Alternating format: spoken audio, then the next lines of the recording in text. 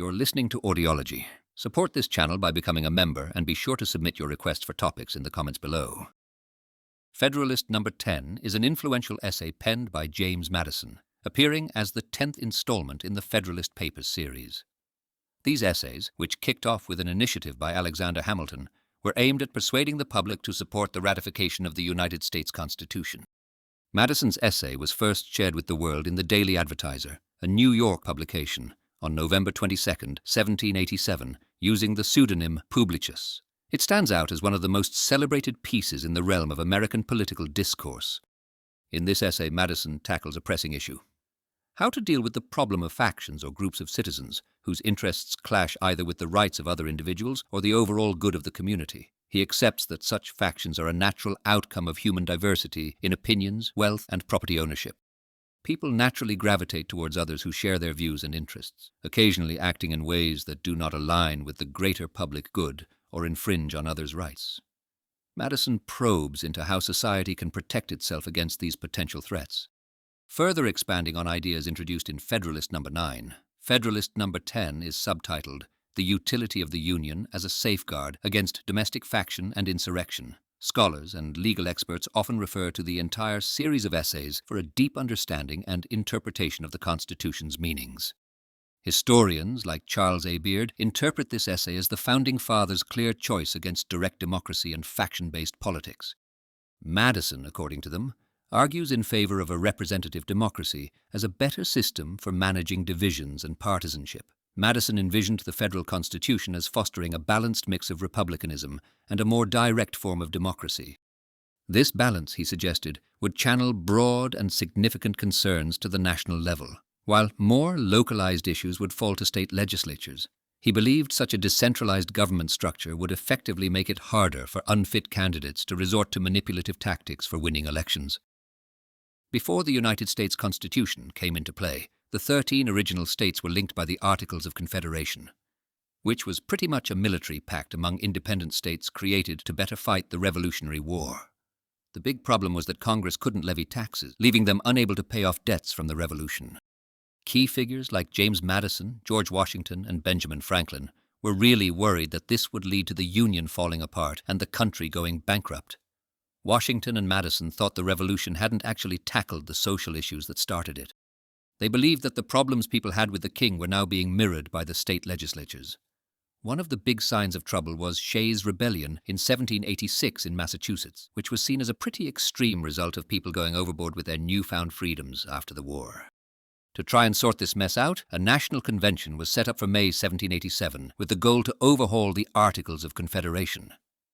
Madison thought the real issue was with the state legislatures, not the articles themselves. So he believed the fix was to check the states' powers, not just to amend the articles. The big questions at the convention were about whether states should keep their power, hand it over to a national government, or find some balance. By mid-June, it became evident that what was happening at the convention was the crafting of a brand new government plan, not just a revision of the articles. Madison's push for a stronger national government helped move the discussion from focusing solely on state power to finding a middle ground. In a debate on June 26th, Madison argued that government should protect the wealthy minority from the majority, and pointed out that without checks, democratic societies could become chaotic and weak, driven by uncontrolled passions. On September 17, 1787, the United States Constitution was signed, setting off a debate across the states. This document needed approval from at least 9 of the 13 states to become official according to its own terms. As discussions heated up, opponents of the Constitution, known as anti-federalists, began to voice their concerns through essays and letters. To counter these arguments, Alexander Hamilton, along with James Madison and John Jay, penned a series of essays supporting the Constitution. These essays, largely under the pen name Publius, were first introduced to the public through newspapers. A standout among them, Federalist No. 10, initially appeared in the Daily Advertiser, a departure from the norm since most essays by Publius were first published in either the Independent Journal or the New York Packet. Alongside Federalist No. 37, also by Madison, it was one of the rare instances to debut in the Advertiser. The reach of Federalist No. 10, despite its significance, was initially limited compared to other essays of its kind, with reprints in a few other newspapers across different cities early in 1788. This pattern of distribution was not unusual for the essays from the Federalist Papers, but it's worth noting that many essays from both sides of the debate were more widely circulated. The first collection of these essays, including the first 36 Federalist Papers, was published on March 2, 1788 by J. and A. Maclean. This collection, simply titled The Federalist, laid down the foundation for what would become essential reading in understanding the Constitution. It was only years later, particularly in George Hopkins' 1802 edition, that the contributions of Madison, Hamilton, and Jay were fully disclosed, with subsequent editions further organizing and correcting the essays. Over the years, various editions have attempted to compile these essays as they originally appeared. Henry B. Dawson's 1863 edition made a significant attempt, though it didn't capture every original publication. Later editions, like Paul Leicester Ford's 1898 version, added helpful summaries and detailed the essay's publication histories. Of the modern editions, Jacob E. Cook's 1961 version is considered the most authoritative and is widely used today, highlighting the ongoing relevance and study of these foundational documents in understanding American government and constitutional law. Federalist No. 10 picks up the conversation from Federalist No. 9, where Hamilton discussed how factions could tear apart the Republic. Madison continues this thread by tackling the challenge of minimizing the harmful impacts of factions. He describes a faction as a group of citizens, no matter how large or small, driven by shared passions or interests that clash with the rights of others or the overall good of the community. Madison points out that differing opinions in politics, particularly about fundamental issues like government or religion, are key contributors to these divisions. He argues that the main reason factions arise is the uneven distribution of property, highlighting the natural division between those with property and those without. Madison lists several types of interests, such as those related to land, manufacturing, commerce, and finance, and notes how each represents different classes with their own motives and perspectives. According to Madison, these divisions lead to self-interested decisions rather than choices for the public benefit. For instance, he explains how a law on private debts would be seen differently by creditors and debtors, with each side pushing their own interests over fairness or the public good. Madison also mentions his philosophical influences, noting how he, unlike his anti-federalist opponents, was inspired by Montesquieu, but disagreed with him on key points. Furthermore, Madison highlights the significant impact of the Scottish Enlightenment, particularly David Hume, on his ideas about factions and his argument for a large republic to mitigate their effect. Madison starts off by pointing out that to tackle the negative impacts of factions, we have got two options: either address the root causes of factions or manage their consequences. He explains the first approach could include eliminating liberty, which he immediately dismisses by saying, "Liberty is to faction what air is to fire," highlighting its necessity to political life, much like air is to living beings. This idea is quickly set aside because liberty is too fundamental to sacrifice, especially considering the sacrifices made during the American Revolution. The second approach Madison discredits is the concept of creating a society where everyone agrees on everything. He argues it is not realistic because people naturally differ in talents and wealth, differences which are important and protected by the government. He specifically points out that these differences make it impossible for everyone to have the same opinions, particularly regarding economic issues.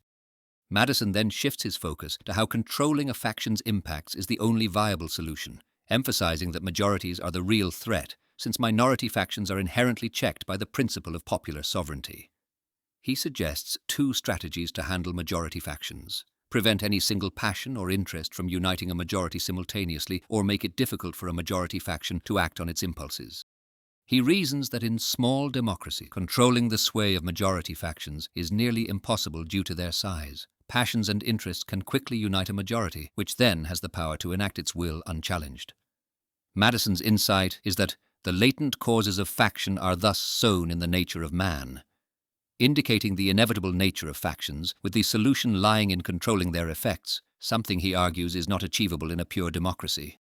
Madison distinguishes between pure democracies, where citizens vote directly for laws, and republics, where citizens elect representatives to enact laws on their behalf. He argues that a republic, particularly a large one, is better suited to mediate the demands of the public through a body of representatives who can filter out self-interested claims that might not align with the community's interest. He further argues that a large republic increases the chance of electing skilled representatives because of the variety of candidates and voters. It also complicates efforts for the candidates to deceive the public, and makes forming a majority for any single interest more challenging due to the diversity of opinions. Besides, governing a large territory through representatives makes the vicious arts of electioneering, like bribery and corruption, less effective due to the larger number of people a corrupt candidate would need to influence. Madison, while championing the large republic, also acknowledges the wisdom in maintaining a balance, as emphasized in the Federalist Papers.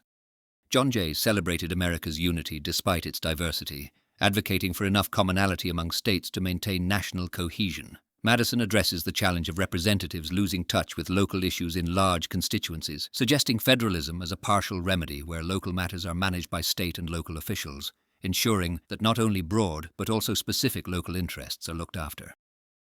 The Anti-Federalists, the group opposed to the formation of a large united government in the early days of the United States, argued passionately against the idea that a vast republic with varied interests like the US could really work.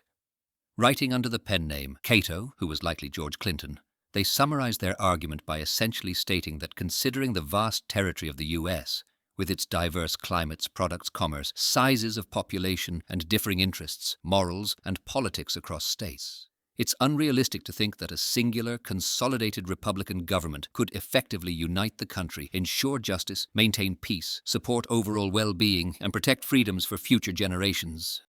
Their viewpoint essentially boiled down to the belief that smaller republics, similar to the size of individual states, might thrive, but a giant republic spanning the entire Union was doomed to fail. This argument was partly rooted in the economic differences between states, like the North focusing on commerce and shipping, while the South relied on plantation farming. The tension between these diverse economic interests potentially laid the groundwork for the American Civil War, a conflict believed by some scholars to stem from these very disparities. James Madison, one of the framers, himself acknowledged in a letter to Thomas Jefferson that different economic interests were causing disputes, even as the Constitution was being written, identifying a clear divide between northern and southern states. The debate on the ideal size of the republic wasn't just between creating individual state republics or a large federal one. Benjamin Rush pointed out that some were considering splitting the states into eastern, middle, and southern confederacies, linked by a shared defense and offense alliance. The Anti-Federalists didn't just pull these ideas out of thin air. They leaned heavily on historical precedents and theoretical arguments, notably those of Charles de Secondat, Baron de Montesquieu. In his work, Montesquieu argued that republics naturally work better on a smaller scale since larger ones tend to sacrifice the public good for personal gain, with men of wealth potentially oppressing fellow citizens to rise to power. Throughout this entire debate, both sides looked up to ancient Greek and Roman republics as examples, often adopting Roman pseudonyms for their writings. Critics like Brutus highlighted how both Greece and Rome were small in comparison to the expansive US, noting that their growth often led from freedom to tyranny, signaling a potential warning for the United States' future. During the early years of the American Republic, Federalist No. 10 was not seen as one of the key essays from the Federalist Papers. Alexis de Tocqueville, in his influential work, Democracy in America, didn't even mention No. 10 among the over 50 essays he discussed. However, its status has dramatically shifted over time. Now, Federalist No. 10 is recognized as a cornerstone of American political thought. A survey titled The People's Vote, put together by the National Archives and Records Administration, National History Day, and U.S. News and World Report, ranked it, along with Federalist No. 51, also by James Madison, as the 20th most important document in U.S. history. David Epstein, in 1984, praised it as one of the most esteemed pieces of American political writing. Charles A. Beard, a historian, spotlighted Federalist No. 10 as crucial for understanding the U.S. Constitution. In his 1913 book, An Economic Interpretation of the Constitution of the United States, Beard saw Madison's essay as a key explanation of the economic influences behind the Constitution, calling Madison's work a brilliant exposition of the role of economics in politics. Beard emphasized Madison's argument that a government's primary concern is economic. Douglas Adair noted that Beard's emphasis on economic factors and class struggle has significantly influenced how modern scholars view Federalist No. 10. Adair suggested that, despite Beard's interpretation, the essay should be appreciated as a product of 18th century thinking aimed at addressing the issues of that era, contributing to what is now referred to as Jeffersonian democracy. Gary Wills, on the other hand, has critiqued Madison's arguments in Federalist No. 10. In his book, Explaining America, Wills sides with Robert Dahl in arguing that Madison's framework does not necessarily offer better protection for minorities or guarantee the common good. He suggests that Madison's system allows for minority factions to use governmental processes to stall or hinder majority rule, regardless of whether these actions serve the public's interest or not. This, according to Wills, shifts the focus from preventing factionalism to merely slowing down legislative action. Federalist No. 10 is often pointed out as evidence that the people who shaped the United States Constitution didn't want American politics to become a battleground of partisanship. For example, Supreme Court Justice John Paul Stevens highlighted a key idea from the paper, saying that the Constitution aimed to curb the dangers of political parties, which it considered a major threat. Likewise, Justice Byron White referred to the essay regarding a law in California. This law prevents candidates from running as independents soon after being affiliated with a political party. White mentioned that, like the Founding Fathers, California seems to agree that a fragmented political scene and uncontrolled factionalism could seriously harm how the government functions. Furthermore, James Madison's stance that limiting freedom to reduce political division is a bad idea has been a talking point for those who oppose limits on campaign finances. Justice Clarence Thomas, dissenting in a case about campaign contributions, quoted Federalist No. 10. He argued that the Constitution's drafters favored a political system where such divisions could be turned to the nation's advantage.